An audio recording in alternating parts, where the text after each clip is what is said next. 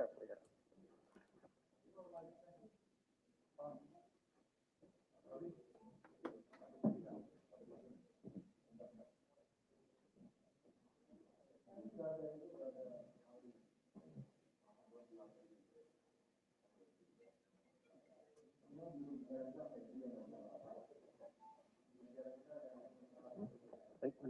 Ibu, Bismillahirrahmanirrahim. Assalamualaikum warahmatullahi wabarakatuh. Selamat sore rekan-rekan semuanya. Sore hari ini KPK bersama Bareskrim Mabes Polri akan menyampaikan terkait dengan kegiatan bersama tangkap tangan ya, dugaan korupsi, penerima hadiah atau janji terkait dengan pengurusan promosi jabatan di pemerintahan Kabupaten Nganjuk, Jawa Timur. Karena ini adalah kegiatan bersama, maka acara sore hari ini juga dihadiri bersama, ya, selain pimpinan KPK, juga hadir Pak Kabareskrim dan juga Direktur Tindak Pidana Korupsi pada Bareskrim Polri. Nanti akan disampaikan beberapa hal baik oleh pimpinan KPK maupun dari Pak Kabareskrim terkait dengan perkembangan penanganan perkara dimaksud ya. Seperti biasa, setelah itu juga nanti kami beri kesempatan pada rekan-rekan untuk bertanya lebih lanjut terkait dengan perkara ini. Jadi kita fokuskan pertanyaan sore hari ini hanya terkait dengan kegiatan tangkap tangan yang dilakukan antara KPK dan Bareskrim gitu ya. 3 orang penanya nanti kami beri kesempatan untuk 1 sesi, mengingat waktu sudah cukup sore untuk persiapan buka bersama, buka puasa. Baik, kami silahkan pimpinan Ibu Lili untuk menyampaikan beberapa poin terkait dengan kegiatan tangkap tangan yang dilakukan kerjasama antara Bareskrim dan KPK dimaksud. Kami silahkan Ibu. Terima kasih Mas Ali Fikri. Assalamualaikum warahmatullahi wabarakatuh. Selamat sore rekan-rekan jurnalis yang kami hormati Pak Kabareskrim, Pak Agus, Pak Joko, Pak Dirtipikor. Pada sore hari ini kami ingin menyampaikan beberapa pointer terkait kegiatan bersama tangkap tangan, tetapi nanti keterangan-keterangan lain akan ditambahkan oleh baik Pak Kabareskrim maupun juga oleh Pak Joko secara teknis. Kami yang menyampaikan bahwa kegiatan bersama tangkap tangan dugaan korupsi, penerimaan hadiah atau janji yang terkait dengan pengurusan promosi jabatan pada pemerintah Kabupaten Nganjuk di Jawa Timur.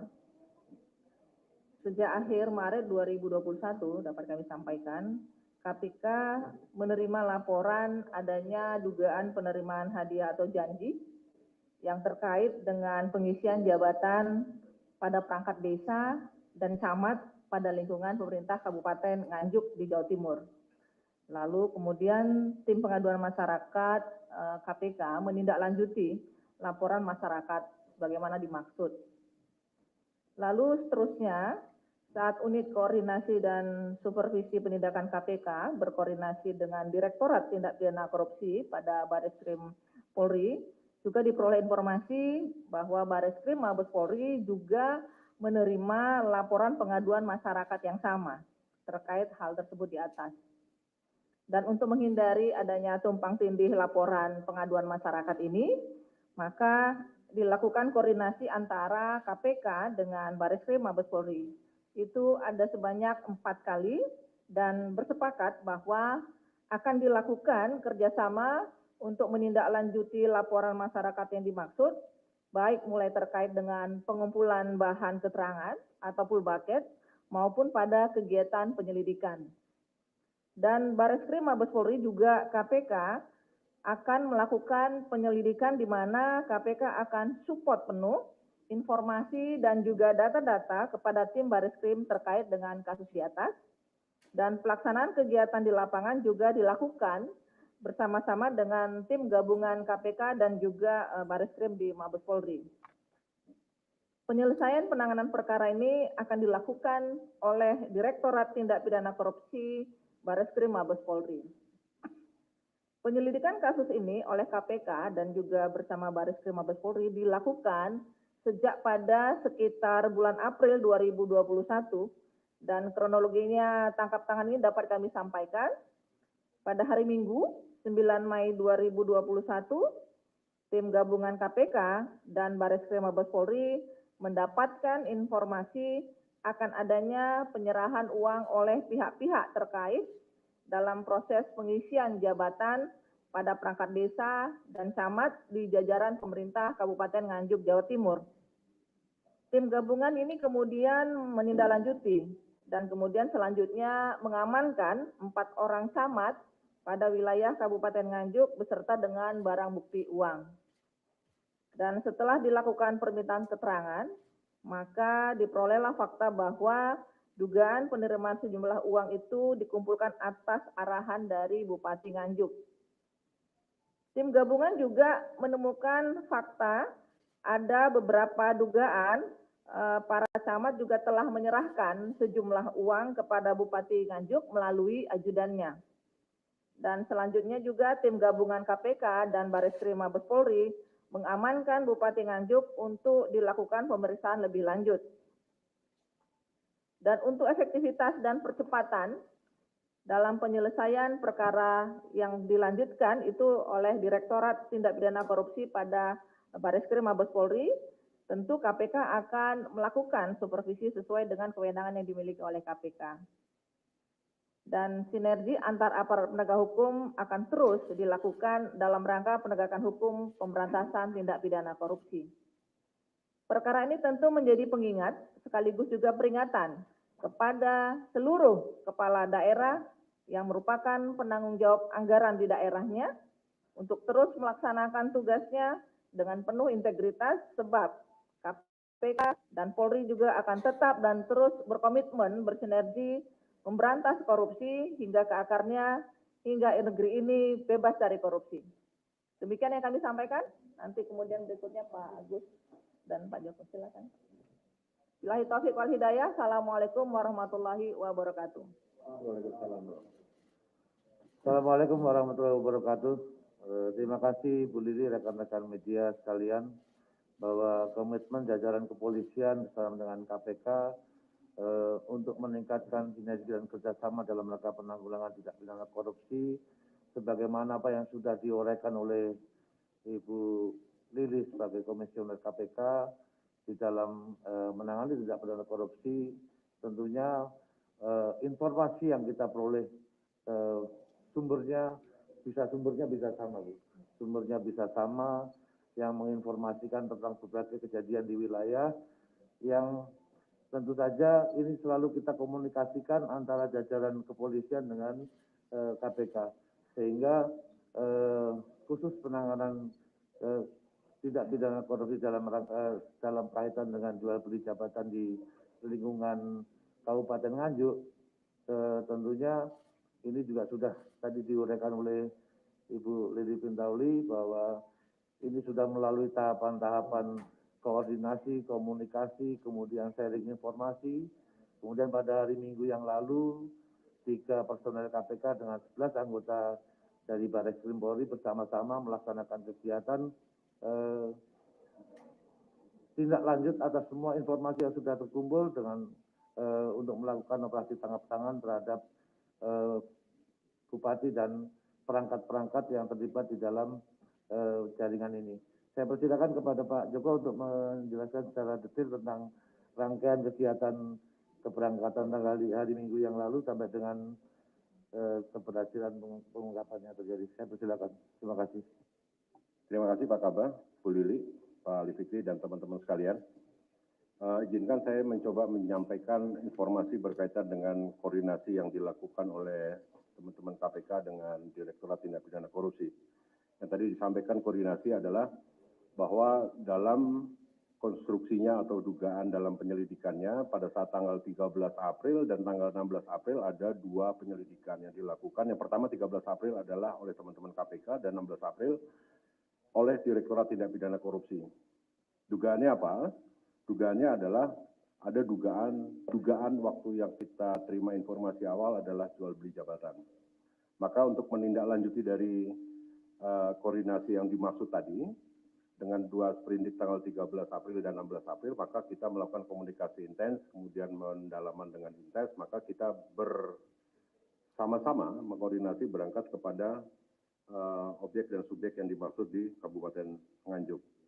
Kemudian perlu disampaikan bahwa pada hari Minggu yang tadi juga sudah disampaikan Bu Lili dan Pak Kabar Eskrim, bahwa pada tanggal 9 Mei 2021 sekira pukul 19, tim gabungan yang terdiri dari Direktorat Tindak Pidana Korupsi dan KPK telah mengamankan Bupati Nganjuk atas nama NRH dan beberapa camat dari jajaran Kabupaten Nganjuk dalam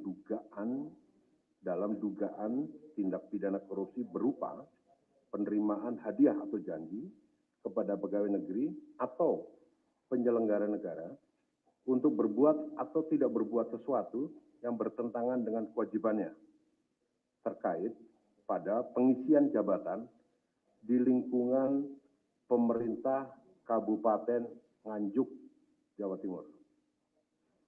Rangkaian dari kegiatan tersebut dilanjutkan dalam penyelidikan, maka Direktorat Tindak Pidana Korupsi Baris Krim Polri telah melanjutkan proses penyidikan dari penyelidikan dimaksud dengan persangkaan pasal 5 ayat 1, huruf A atau B, pasal 11, dan pasal 12B besar. Undang-Undang Nomor 31 Tahun 99 tentang Pemberantasan Tindak Pidana Korupsi sebagaimana yang diubah dan ditambah dengan Undang-Undang Nomor 20 Tahun 2001 tentang Pemberantasan Tindak Pidana Korupsi dengan junto pasal 55 ayat 1 ke 1 KUHP. Kalau dilihat dari ancaman hukuman pidana, kalau pasal ayat 1 pasal 5 ayat 1 huruf A atau B yang dimaksudkan di situ adalah pidana penjara paling singkat 1 tahun dan 5 tahun dan atau pidana denda paling sedikit 500 juta rupiah, paling banyak 250 juta rupiah. Pasal 11 dengan ancaman pidana penjara paling singkat 1 tahun dan paling lama 5 tahun dan atau pidana denda paling sedikit 500 juta dan paling banyak 250 juta rupiah. Dan pasal 12B besar, pidana penjara seumur hidup atau pidana penjara paling singkat 4 tahun dan paling lama 20 tahun. Dan pidana denda paling sedikit 200 juta rupiah dan paling banyak 1 miliar rupiah.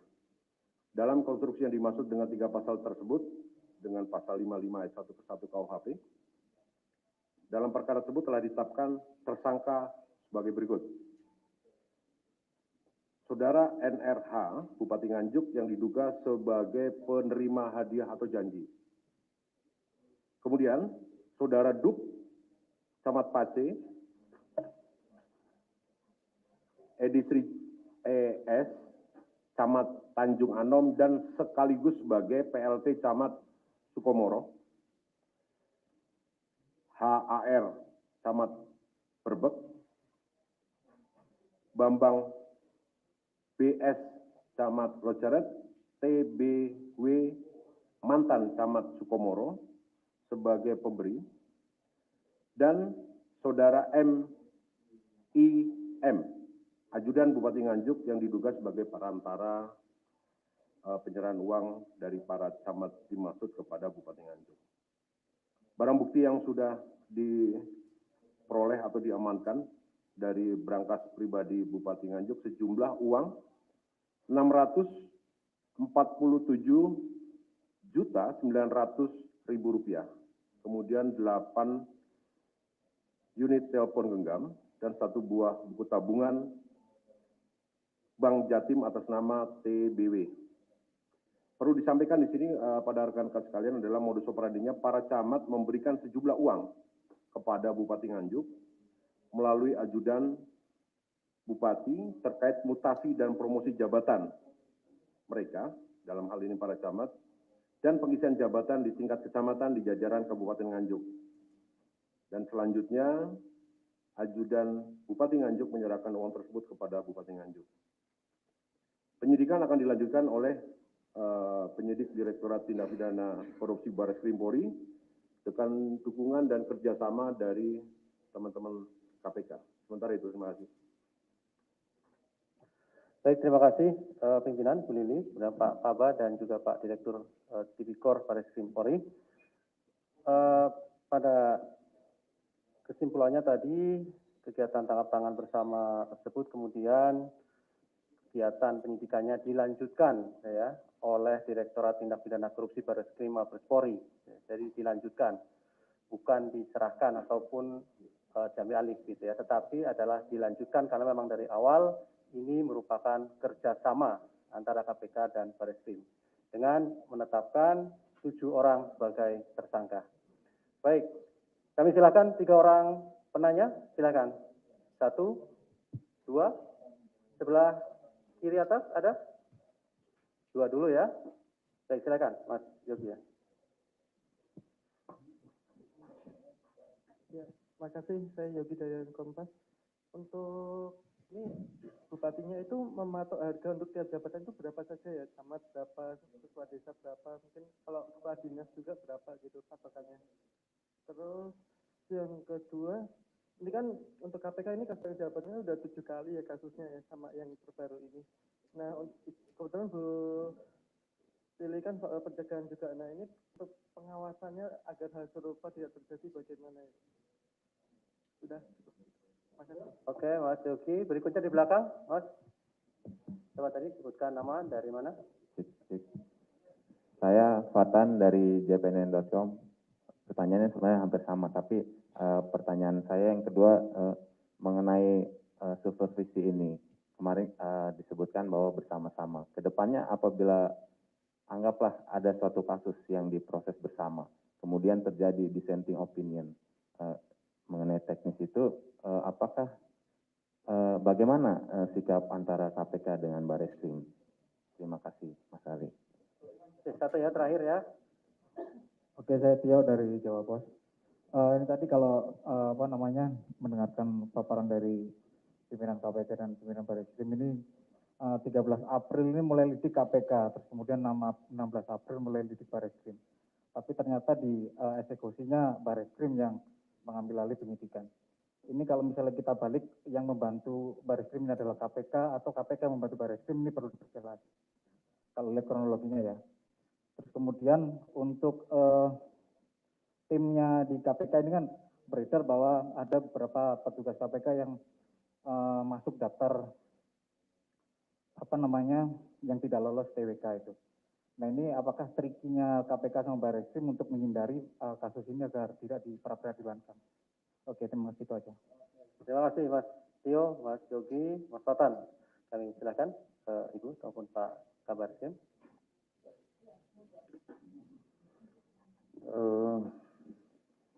Kalau kaitan kenapa penanganan perkara yang dilanjutkan ke Barreskrim, sebenarnya bahwa awalnya informasi ini sudah masuk sebelumnya. Kemudian dari KPK mengeluarkan sprindidik tanggal 13, kami kebetulan mengeluarkan sprindidik tanggal 16.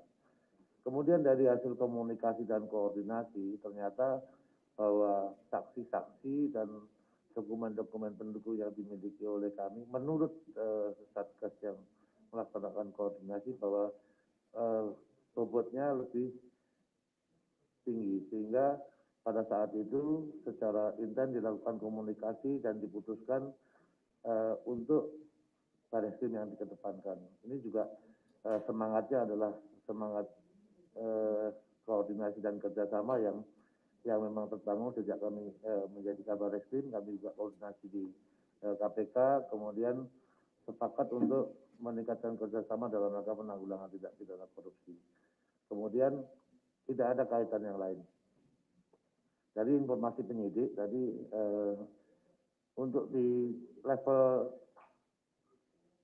perangkat desa itu antara 10 sampai 15 juta. Kemudian untuk jabatan di atas itu sementara yang kita dapat informasi 150 juta, kemungkinan ada atas lagi. Ini kan masih awal, nanti akan kita lakukan pendalaman dan pengembangan. Mudah-mudahan dari hasil penyidikan kita akan mendapatkan informasi yang lebih lengkap hasil selama ini praktek jual beli jabatan di lingkungan Kabupaten Nganjuk ini seperti apa. Kalau tadi informasinya hampir semua desa itu perangkat desanya juga melakukan pembayaran, jadi kemungkinan untuk jabatan-jabatan lain juga mendapat perlakuan yang sama. Ini kira-kira gitu yang dapat kami sampaikan. Ya, terima kasih. Saya tambahkan buat Mas Fatan, Mas Tio, dan juga Mas Yogi, bahwa sebenarnya peran pengawasan juga kan ada 8 intervensi area dari teman-teman pencegahan ya. Jadi salah satunya memang soal bagaimana rekrutmen, bagaimana mutasi dan rotasi. Nah, tentu kegiatan-kegiatan ini juga akan kami pastikan kepada teman-teman Korsub yang berada di wilayah Jawa Timur. Jadi memang ketika ada kasus yang berhubungan dengan penindakan, maka teman-teman di pencegahan memang akan intens masuk. Di mana kekeliruan itu? Saya juga belum punya catatan apakah Kabupaten Nganjuk dengan 8 NCP yang dilakukan monitor oleh KPK, mereka punya grade yang baik apa tidak gitu. Jadi saya belum ngecek seluruhnya, Mas Yogi. Dan kemudian karena ini kasusnya berawal dari koordinasi, jadi bukan supervisi, karena sifatnya kalau supervisi sekarang, kita ada penetapan di pimpinan, di kita semua untuk menentukan bahwa ini kasus di supervisi. Tetapi ini lebih pada koordinasi, jadi saling mendukung, saling support data, dan kemudian bagi kami bahwa ke depannya kita juga akan memastikan kasus ini berjalan. Nah, kalau soal dissenting opinion, saya pikir ini tidak akan ada terjadi karena masing-masing akan melakukan koordinasi di internal, dan ini tidak satu kali. Jadi tadi kalau untuk kasus Nganjuk ini ada 4 kali ya, Pak Kabar Eskrim kita lakukan, dan ini saling melihat mana yang saling melengkapi datanya. Dan Kabar Eskrim apakah membantu atau KPK membantu, keduanya saling bantu, saling dukung data, saling support tenaga, dan kemudian kita berpikir bahwa ini karena Kabupaten Nganjuk, kenapa tidak berada di sana, misalnya tidak usah KPK karena pembiayaan sangat mahal dan seterusnya, apalagi soal jual beli jabatan mulai tingkat desa sampai tingkat kecamatan. Nah, tadi sudah dijelaskan oleh Pak Joko dan Pak Agus tentang jumlah uang yang ternyata diambil dan bervariasi untuk itu. Dan ini tidak ada urusannya dengan berhubungan dengan soal pegawai tadi. Jadi ini memang benar-benar karena kasusnya bersamaan laporan pengaduannya, lalu kita lihat walaupun berbeda sprindik, tetapi ternyata kita melihat ini tidak bisa mensupport Bareskrim, kenapa tidak ini kita lakukan. Dan ini koordinasi yang dimaknai oleh kita bersama. Saya pikir itu teman-teman. Terima kasih. Baik, terima kasih. Ada tambahan Pak Cukup? Cukup ya? Sudah ya? Oke.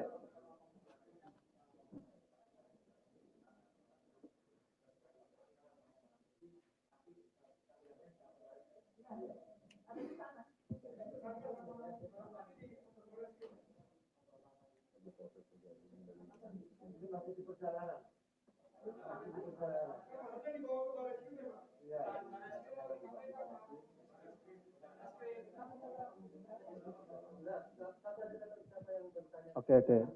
Jadi begini, mohon maaf teman-teman ya, saya wakili. Enggak, ini kan kalau kita tadi lihat berarti ini kan ditangani Bareskrim, artinya standar yang dipakai adalah standar Bareskrim. Kalau biasa di KPK itu kan pas konteks ini ada tersangka sama barang buktinya gitu Pak. Dan ini kan nggak ada. Nah, kira-kira barang bukti sama tersangkanya mau nyampe di Bareskrim itu kapan dan kira-kira apakah akan sama juga gitu nanti perlakuannya dengan. Baik, terima kasih pertanyaannya teman-teman sekalian. Tadi kalau dibilang standar Bareskrim, standar KPK sebenarnya sama, itu beracaranya juga sama. Jadi informasi yang bisa saya sampaikan kepada rekan-rekan sekalian bahwa sekarang teman-teman yang ada di sana, teman-teman dari Direktorat Tindak Pidana Korupsi Bareskrim Polri yang sedang berada di Nganjuk, kita dalam proses pergeseran. Karena sekarang kan teman-teman tahu pesawat sama kereta api nggak ada. Jadi kita melihat darat dan safety itu yang pertama. Safety yang pertama, dan kami juga tetap nanti seizin dengan Pak Kaba, kami akan menginformasikan pada saat rombongan dari ataupun tim yang ada di Nganjuk dengan membawa tersangka dan barang bukti akan merapat.